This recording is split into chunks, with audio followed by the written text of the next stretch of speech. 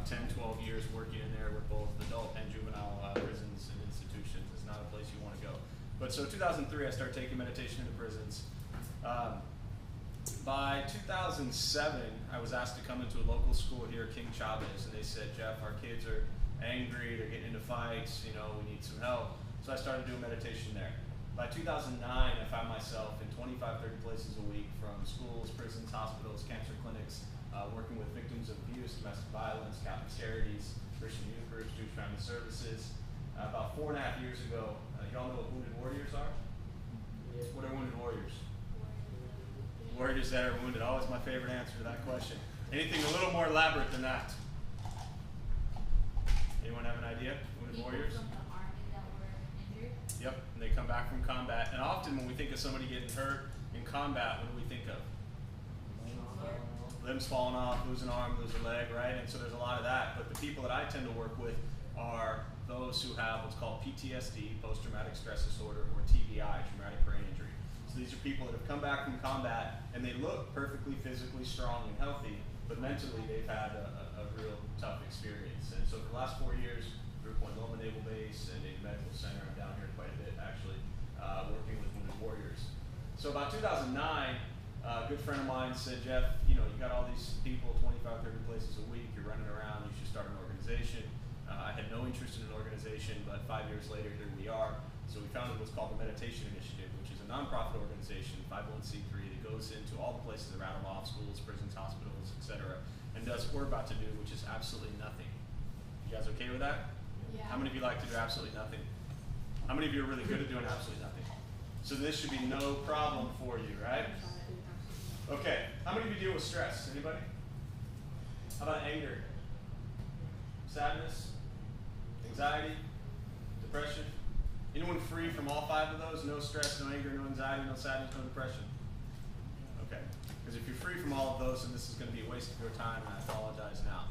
But if you are dealing with any of that, that's what we're going to look at with meditation. So we're just going to start, all right? And I ran through that all very quickly because I'm not here to talk about myself or what we do. I just want to get you all sitting and doing nothing. How many of you have done meditation before? Those of you who've done it, what do you think of when you hear the word? Just shout something out. Sleep, quiet, relaxing, what else? Chill, is that what you said? What else? Those of you who've never done it, who's never done it? Anybody here? You've all done it now. All right, perfect, so that made that easy, right? A couple things I'll tell you before we begin. We're just going to start.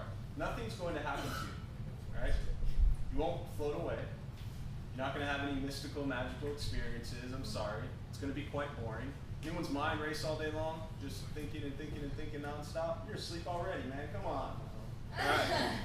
So your mind is not going to shut off. If anyone told you meditation is about thinking nothing, that's nonsense. You won't think nothing. Otherwise, you would sit there telling yourself, think nothing, think nothing, think nothing, and that's a waste of time. Might as well get up and go do something, right?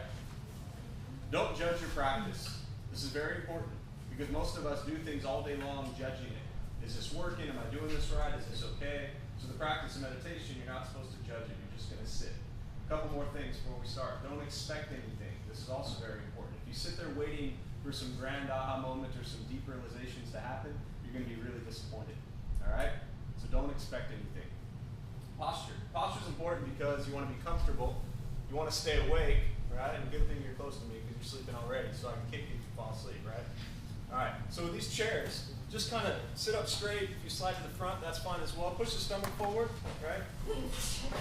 I'm not big into crossing the legs and holding the fingers, bless you, and all that kind of stuff, right? How you sit doesn't matter. You can stand in the corner on your head if you want to, right? It doesn't really matter.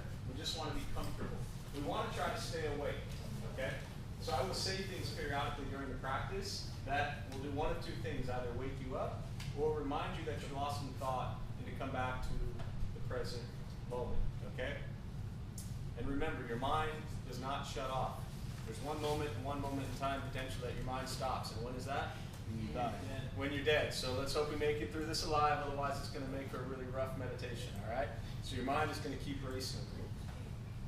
Eyes. I would suggest closing the eyes if you're comfortable. A lot of populations I work with are not comfortable with the eyes closed, so if you're not comfortable with the eyes closed, you keep slightly open as well, okay? The mouth will be open or closed.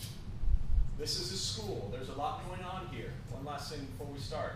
You will hear sounds. You will hear noises. You might hear a phone ring, right? Your phone might ring, although I'm sure they're all off by now. These are not distractions. These are not disruptions. This is simply what's happening around us as we sit and breathe, okay? So, eyes closed if comfortable. The hands are on the knees or in the lap, whatever's comfortable. I'll guide us as we begin. We'll settle into a little bit of silence. We're not going to sit that long, about 2-3 hours, and that's it, okay?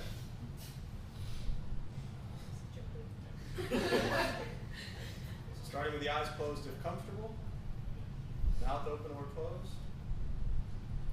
We'll start with taking 3 deep breaths, slowly.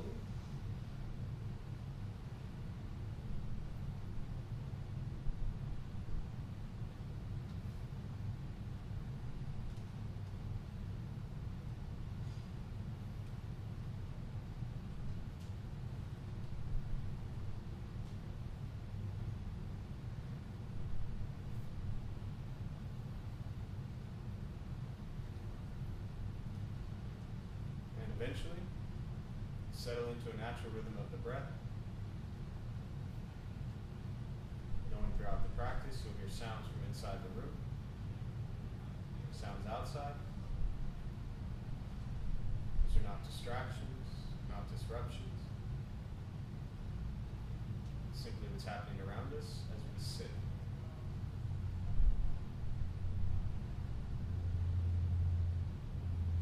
Simply noticing the mind as it wanders, jumping from thought to thought.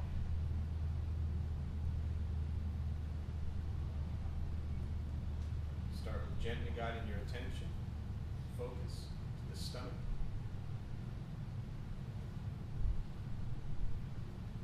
As you breathe in, feel the stomach rise.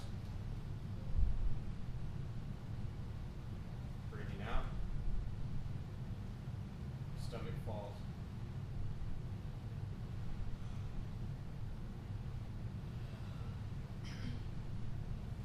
Simply continuing this practice, expecting nothing but to sit and breathe.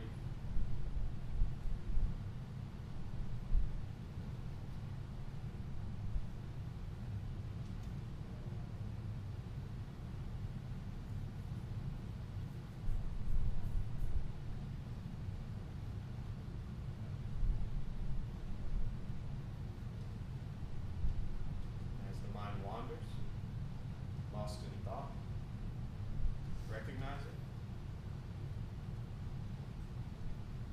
release that thought, return attention to sensation of breath.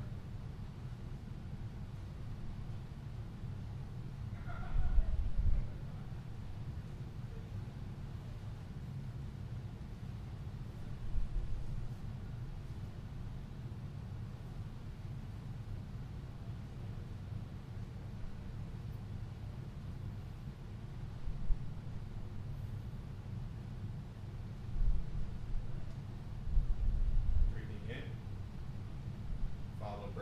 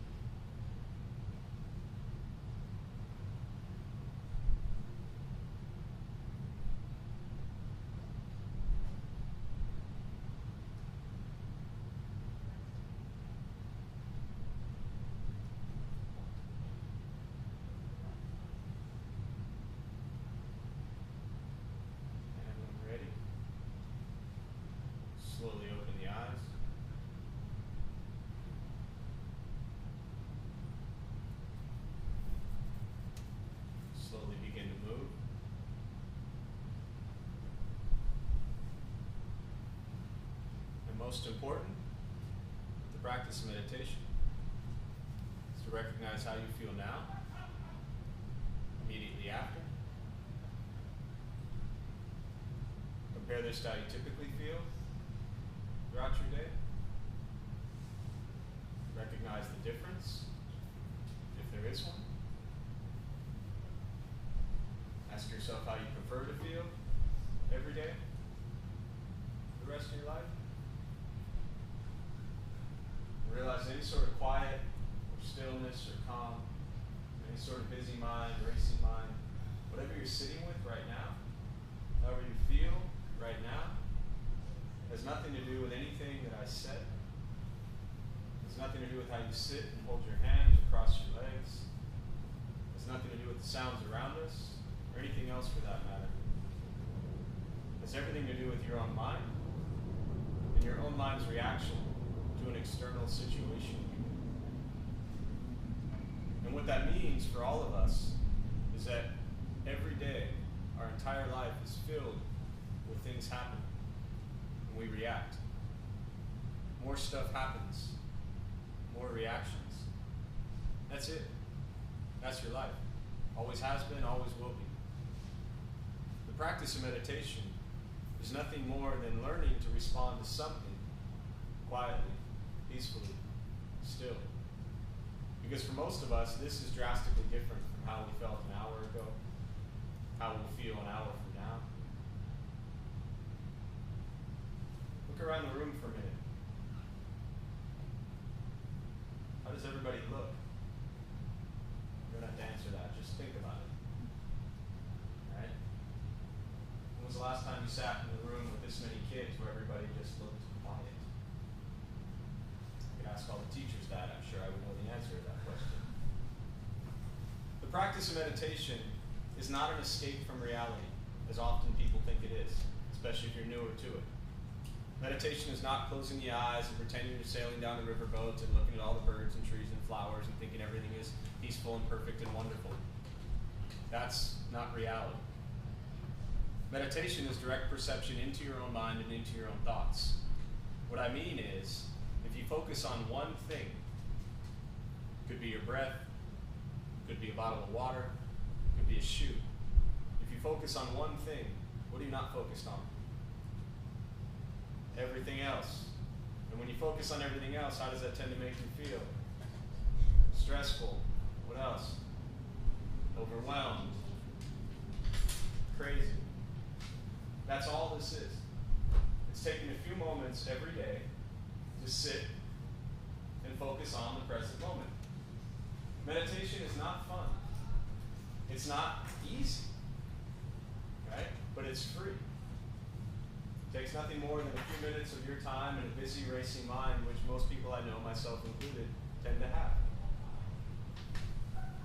What it comes down to is once we stop trying to change, control, manipulate everything outside of us, and we work on changing our mind and our reaction to everything outside of us, life gets a little easier, a little simpler, and it just slows down. How do you all feel right about now before I go on to a few other things? Calm. What else? Tired. Absolutely. What else? I'll touch on that in a minute. That's why we didn't sit for any longer. If we sat longer, you would have all been asleep. What else? Refreshed. Relaxed. Who made you feel calm and refreshed and relaxed? Yourself. Who you stuck with all day long, like it or not? Yourself. Who are we always trying to run away from? Ourselves. We are constantly looking for something or someone or some place to escape to get away from our own thoughts and our own mind. And when you sit quietly and do nothing, what are you often left with? Yourself. So the practice of meditation is not about going anywhere. It's not about escaping to any place. It's learning to take a few minutes every day, just sit quietly and breathe. That's it.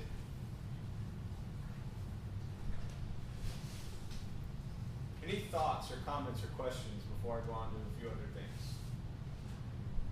What if you're like meditating and you like are thinking about like a lot of things? Yeah. So You just can't like clear your mind. your mind's not going to clear, right? Most of my world is spent, 20% of it is running around and doing what we just did, which is why I love it so much, because I get to go everywhere and sit and do absolutely nothing, right? 80% of what I do is try to motivate and inspire you to do this every day and to understand how this stuff works, meaning your mind is not going to clear, right? I've been doing this practice 18 years, every day for 10, 11 years. My mind is still a mess, okay? My mind still races 1,000 miles an hour. So here's what happens when I'm doing my meditation practice. I'm sitting, I'm breathing. And just so you understand, when I just led you in that meditation, none of you were even here, literally. Like, this is my practice. I just close my eyes and I do my practice and I share it out loud. And it just so happens that you're all sitting here. So it works for all of us. But this is what's happening for me in my meditation practice. Breath in, breath out. Breath in, breath out. Thought arises. Hunger. Recognize it. Let it go. Back to the breath. Breath in, breath out. Next thought arises. Hunger. Recognize it. Release it. Back to the breath. Hunger, right? So this is what I'm working on. The recognition, and I'll explain why in a minute.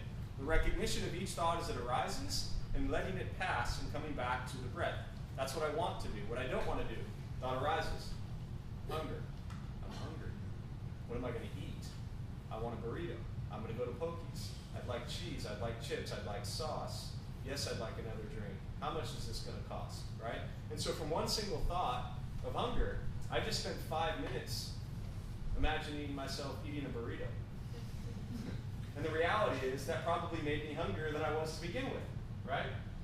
Now, why is this important other than some ridiculous story, right? Any of you ever get angry? How many of you got angry today? 1, 2, a couple of you, right? Was it at each other? Because this would make it really easy. No? Okay. So here's the reality, right? We get angry constantly. When we get angry, what does anger start with? Nope, not people, right? People. If all those people would just go away, we would never be angry. Emotion or thoughts? Thoughts, right? All of our anger starts with one thing and one thing only, and that is one single thought. Any of you carried around anger for maybe a week? Something happened a week ago, you're still angry? How about a year ago? How about 5 years ago? Right? What happens is something happens. We have a thought, we recognize it. That emotion we call is anger. When something happens, when people who are never going to go away, right, do things, we get angry. And we have two choices: to sit with that anger or move on.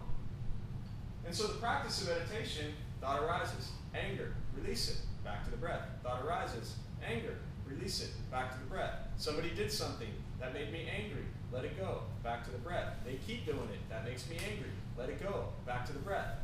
That's the reality. So we're not practicing meditation, back to your question about what if your mind keeps racing and racing and racing. We're not practicing meditation to try and stop the racing mind. We're not practicing meditation to be good at meditation. What's the point of sitting still and doing nothing and being good at that if the moment you walk outside, the first person that says something to you or looks at you funny, all of a sudden you get angry and smack them, right? That was perfect timing, thank you, right? What's the point of this if that's what happens out there, right?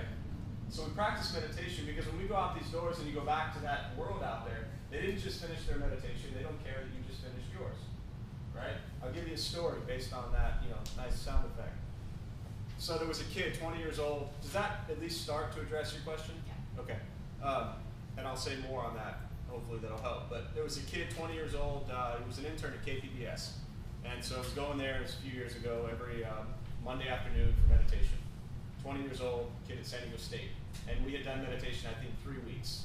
He came in on a Monday after maybe 3 or 4 weeks and said, Jeff, I was at a party Friday night, and some guy was hitting on my girlfriend, and I got really angry, and I realized I wanted to get into a fight, but I should probably walk away and do my meditation. And I said, so what happened? And he said, I hit him. And you know what I said? Congratulations. He looked at me like I was nuts. He said, Jeff, I hit the guy. Why are you telling me congratulations? And I said, because there was a moment that you realized you could have walked away. You didn't. But at least at that moment you realized, wow, I have another option. Now, I'm not here to tell you how to behave. We all have enough people telling us how to behave. I'm here to help you realize that every choice you make, there is a slip. I mean, it happens so fast, right? That thing we always say, where it's happened so quick I wasn't even thinking. You were thinking. It just happened so quickly that you didn't actually slow down to pay attention to that thought. So his thought, I'm angry, I want to hit this guy, I could walk away, boom. Progress. Because a month ago, it would have been, I'm angry, I want to hit this guy, boom. Now a little kind of gap was carved in there that said, I could walk away. Now, when you continue to practice and training the mind to meditate, to stay present, you do begin to slow down your thoughts, pay attention to them, and then act accordingly. When we're angry and we act out on anger, what's the result usually? Hurt. Hurt. For whom? The other person. The other person or ourselves or both. Right? So when we're angry and we act out on that anger, we tend to hurt people and often ourselves. So understanding anger being just a thought, right? Y'all heard the airplane flying overhead, right? What happened to it as it got right over our head? You didn't hear it? Such deep, you're so used to it, right? Okay, well for someone who did hear it, right? It got louder and louder and louder, and then it faded away. So this is a perfect example of our thoughts. They get really loud at times, and then we can just let them pass. Is this easy? No. Am I showing up here once thinking this is going to be some quick fix solution and now all your problems are going to be solved? No. But you're going to be dealing with people the rest of your life. And in case you haven't figured it out by now, people don't always do and say everything we want them to. I hate to break that news to you in case nobody told you yet, right? Life doesn't always work out exactly how we want it to. So the practice of meditation is learning to just accept things as they happen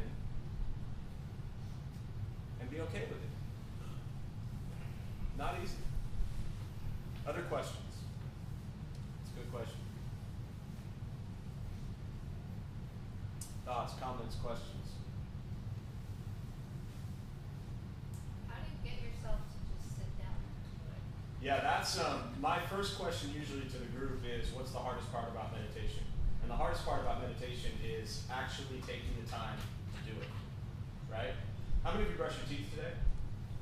Did you brush your teeth yesterday? Will you brush your teeth tomorrow? Yeah. Right? Why? Routine. Routine. What else? What are the reasons we brush our teeth other than it being a routine or a habit? Because what? Because it's gross if you don't. Hygiene, right? Would you ever go 3 weeks without brushing your teeth? No. Pretty nasty, right? Nobody would talk to you and nothing. So why would we go 3 weeks without taking care of our mind?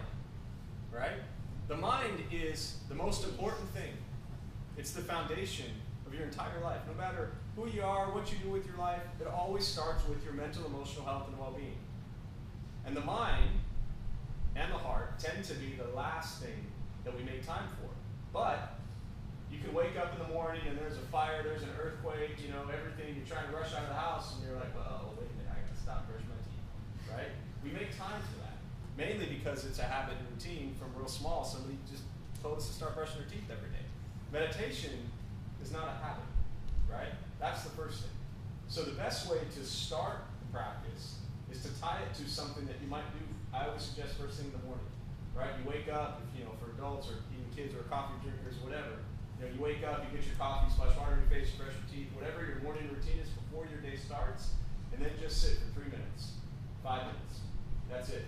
You don't need 20 minutes, you don't need 30 minutes, you don't need candles, you don't need bells and whistles, you don't need a special setup. You just need 3 to 5 minutes of sitting and breathing, and that's all. And I always suggest people to do it every day for 3 weeks, and then take a week off, right? Kind of call it like a 3-week challenge. Again, you wouldn't stop brushing your teeth for 3 weeks. So why not try taking care of your mind every day for 3 weeks, and then take a week off? Why do I suggest taking a week off? So you can see the difference, right? Who else do you think notices the difference? People around you, right? Do you like dealing with people who are angry and stressed out all the time? So why do we think they like dealing with us when we're angry and stressed out? So your family, your friends, your teachers, everybody will thank you for taking care of your mind, just like they would thank you for brushing your teeth if you went your whole life without brushing your teeth. And finally one day you're like, all right, I'm going to brush my teeth. Right? I know it's nasty. So you have to make it a habit, and that's the hardest thing. How many of you have trouble sleeping? Going back to an earlier comment, right? Why do you think it is you have trouble sleeping? Because there's too much on your mind. Too much on your mind. What else? Just racing and racing and racing, right? Won't stop.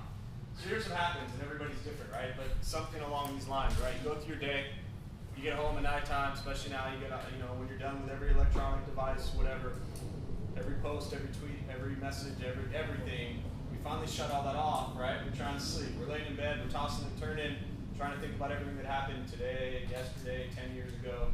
Once we get through that list, we think about how early we got to wake up, everything we got to do tomorrow, what's going to happen to me in 5 years, oh my God, what about my future? And so for 2-3 hours, we're tossing and turning, thinking about our entire lives. We get a few hours of sleep, we wake up, and we're exhausted. And we start the same routine over and over again. And when you wake up tired, and you go through your day tired, what do you tell people all day long? You're tired. I'm tired. So you've just reinforced all day long how tired you are. Then you go home to try to go to sleep, and you go through the same darn routine. Right? There's an Einstein quote that says, anyone know it? Doing the same thing over and over again, expecting a different result is insane. So that's the life that a lot of us are in for those of us who don't sleep. We don't sleep, we're exhausted, we're in a bad mood, and we carry that through our day. And then we just get stuck in it, right? The thing I always say about meditation is it's not going to hurt. It won't keep you up longer, right? Like I said, if I'd gone 5 minutes more, we would have all been asleep here. So it will make you tired. So before you go to bed, sit at the edge of the bed, wherever you sleep, close your eyes. Deep breath in, deep breath out, count 1. Deep breath in, deep breath out, count 2. Just close your eyes, take breaths, count to 10. Y'all know how to count to 10, right? Yeah. Cool. What comes after 2? Negative. Other questions? Do you start over after that? Usually what I would say is, 1 to 10, and then just kind of start over. How many times? Till you fall asleep. Oh. It'll make you Do tired. down and do it? I mean, you can do it 3-4 times. You can't necessarily meditate too long, but if I walked in here and I said, all right, you're going to do this every day for 30 minutes, what's the reality of that happening? Right? Any of you have busy lives? I mean, you're 14, so you're really busy by now, right? 16, sorry. Right? You're 16, you have busy lives. It's hard to make time, right? So just do 3 to 5 minutes. And before you go to sleep, you can count to 10 a couple times, and when you start to feel relaxed, just lay down and go to sleep. Try it, like I said. It won't hurt. All right? What else? Other questions? How come sometimes you get tired during the day, and then you're really tired at night, and then all of a sudden you get this almost energy? Does that ever happen to any of you guys?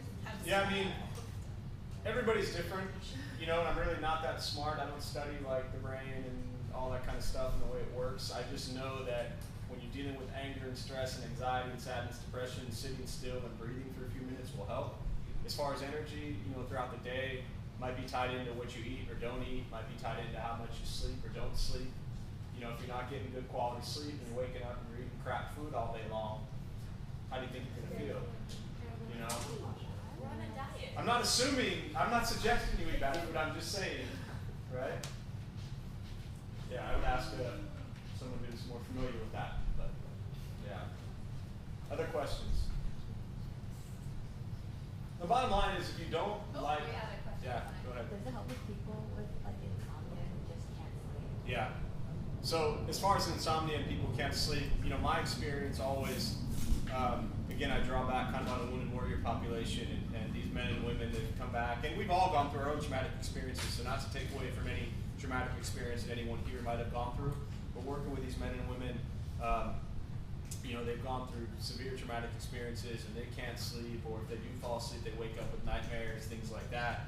And what always blows my mind is I'll sit there and 5-7 minutes into meditation, I'll have them all asleep, And if you can't sleep at all, and all of a sudden some guy shows up, starts leading you in meditation, and 5 minutes later you're asleep, what does that mean? It worked, but why?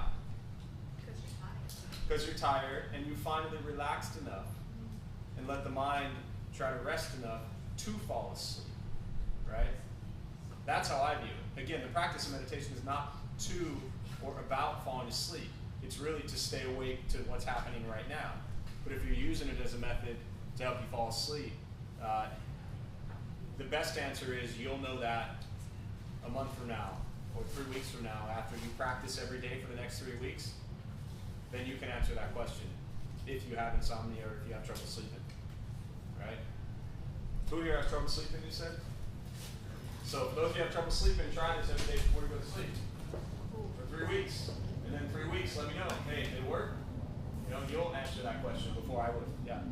Question? Oh yeah, can people meditate? Are there some people that practice meditation for a very, very long time? Yeah, sure. I mean, you know, you could sit for as long as you want. But again, for those of us who have busy lives and are just trying to go through our routine, more important is not how long you sit, but that it's a daily routine. So we're more likely to sit for 3 to 5 minutes every day than 40 minutes or an hour or 5 hours or a week or anything like that. You know, nothing wrong with sitting longer, but you'll find if you begin to practice in the morning and you enjoy the practice of meditation, you might on your own decide, you know what, I want to sit longer. And that's great, right? But often if we sit for 5 minutes and then all of a sudden, you know, 10 minutes in, we're just sitting there thinking about, what am I going to do next?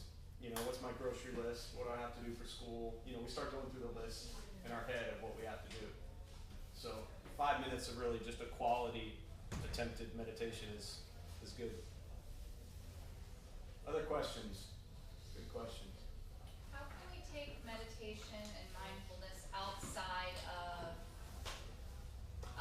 just sitting? Do you know if we're doing? Absolutely. Is there ways to find out through walking meditation or you say like you washing dishes or anything? How do you see that translating outside of the physical sitting and just being? Definitely. So, how many of you have homework or will have homework, right? Any of you ever read a paragraph in your history book or a page in your history book and close the book and somebody says, what did you just read? And you say, I don't know. Right? Why do you think you don't know what you just read? You weren't paying attention, right? And when we don't pay attention, we get into what? Trouble, right? So the practice of meditation, one example, and I'll give you a few, but one example is studying, right?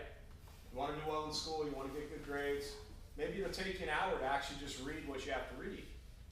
But because you're really thinking about everything else you'd rather be doing, you're sitting there for 4 hours looking at this book, right? When if you actually just focused on the book and brought your meditation, because meditation is just a concentration and focus on the present moment. So if I concentrate and focus on reading, that's a meditation, right? If I'm walking, and I'm just walking, I'm not on my phone, I'm not, complaining, talking to somebody, I'm just present with walking. I'm feeling my feet as I walk, I'm listening to the sounds as I walk, I'm just present with walking. When I'm eating, right, how quick can you guys all eat a slice of pizza? Gone, right? It's like, boom, done, right?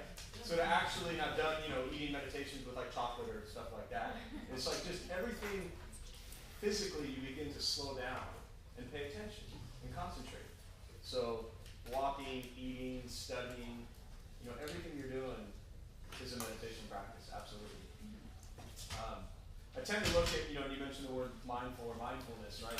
The way I see it is meditation is a concentration and focus on the present moment.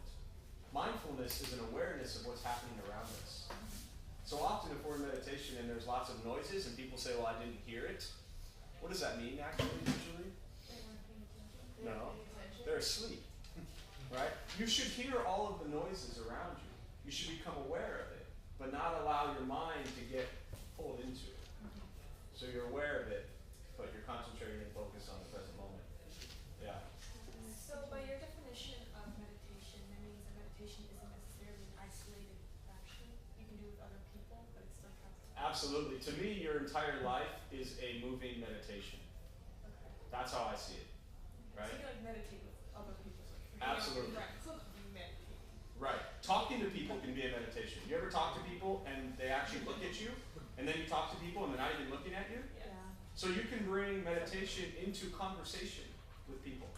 It's amazing how much more you actually benefit from a conversation and the other person can benefit from the conversation when you're actually looking at them. It's a shocking experience Because you're paying attention, just like you're paying attention to the book. I didn't get into this stuff because I'm smart. I got into this stuff because when I was a kid, I didn't pay attention to anything. Right? So meditation is your entire life. To where it doesn't matter if you're sitting here with your eyes closed trying to focus on your breath, or you're just talking to a friend or family member. It's everything. Yeah. But we practice it usually in more of like, I don't even want to say formal, but kind of like a more, well, I'm going to sit, I'm going to close my eyes, I'm going to take deep breaths. We have this idea of what we think meditation is with, candles and music and, trees, and that's great, but it doesn't have to be any of that, And the last thing I'll say on that is if you ask 100 different people about meditation, they'll give you 100 different answers. None of them necessarily right or wrong, just different, right? The only thing you got to be careful of is if you ever sit with somebody and they're like, all right, this is the only way to meditate. Now give me $100, right? That's the time you should probably get up and walk away. Other than that, you just appreciate that there's various types of meditation, and we all are different types of people, so we'll have different types of meditation that we'll draw to. And I encourage you to ask those questions to a bunch of other people who do meditation, and then form your own educated answer, because none of us know any more than you do. Right? We're just sitting and breathing. Other questions?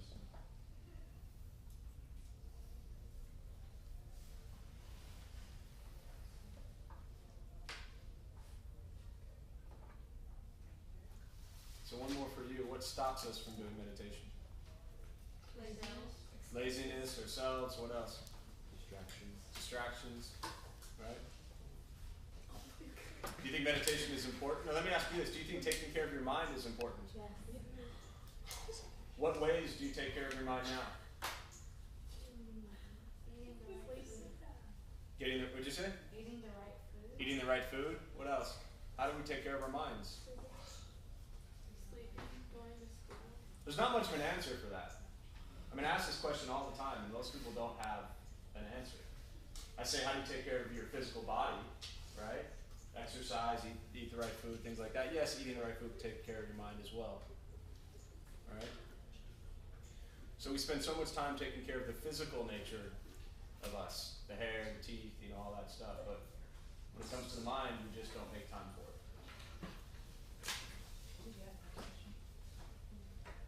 Any other questions before I wrap up?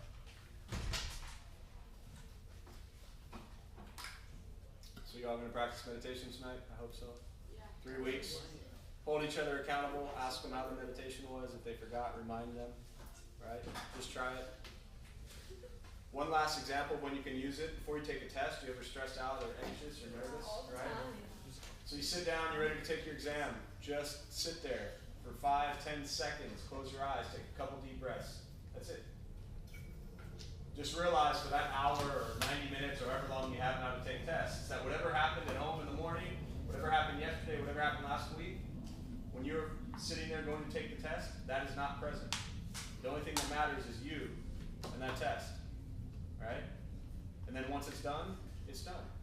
So you have either studied for it and prepared, or not studied for it and not prepared. But either way, at the moment that you sit down and take the test, just be present with it and try to not think about anything else outside of taking that test. So it's another way that you can really bring meditation into, especially as students. Yeah.